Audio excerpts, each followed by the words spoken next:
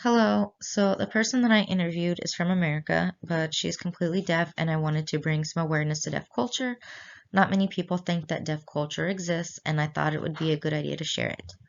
To start off, I'm going to introduce her. Her name is Deidre, and she's in her early 30s.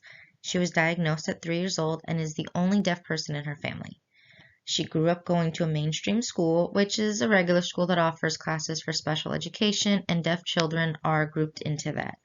During her sophomore year, her family moved to Arizona, where she went on to attend and graduate from an all-deaf school. Something that I wanted to point out as well is the use of capital and lowercase d's that I'm going to be doing in my presentation. When referring to the audiology part of deafness, a lowercase d is used. When referring to someone in the deaf community, they use capital D when they're referring to themselves as being deaf or just deaf pride as well. Just a few things. Deaf culture has their own language, they have their own musicians, art, history, and behaviors, just like any other culture. When I was asking Deidre questions about her relationship with her family, she explained that besides her parents, no other family members learned to sign to be able to communicate with her. So when going to family functions, she was often left out of conversations, which is a common occurrence in the deaf community and in deaf culture. What eventually happens is the deaf family members stop showing up and will eventually spend holidays with other deaf friends and their families if their families know ASL and can communicate. Oftentimes, with being around other hearing people and some that know ASL, what ends up happening as well is when the deaf person asks what's going on to be filled in, they're often told things like, I'll tell you later, or it's not important, continuing to leave them out of the conversation.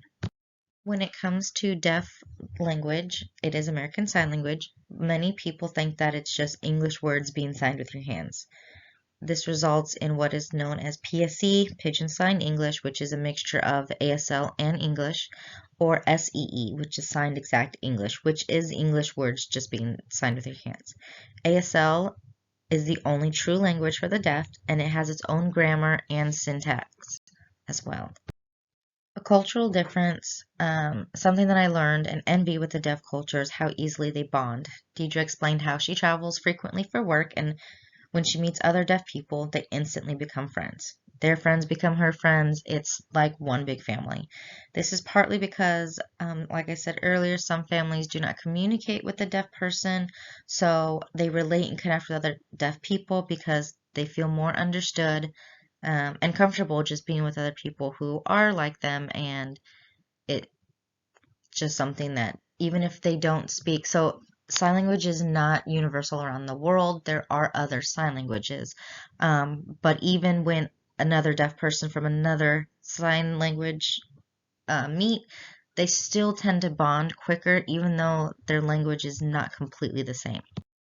So my initial interpretation was what most hearing people tend to ask is questions like, why not just get a cochlear implant? Wouldn't life be easier if you could hear?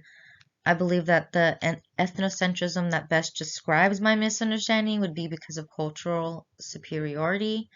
When interviewing Deidre, she explained that there's so much pressure put on deaf children to learn to speak or to have the CI surgery. Why should a child work so much harder to fit into the hearing world? Why can't parents just learn to use their language, ASL, to communicate with their child?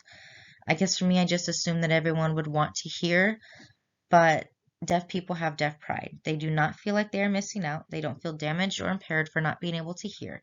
Taking a step back and looking at everything me and her discussed, she's right. Deaf people have their own language, art, musicians, and their own unique culture just as others do. Why do people assume that they wouldn't want to be a part of who they are?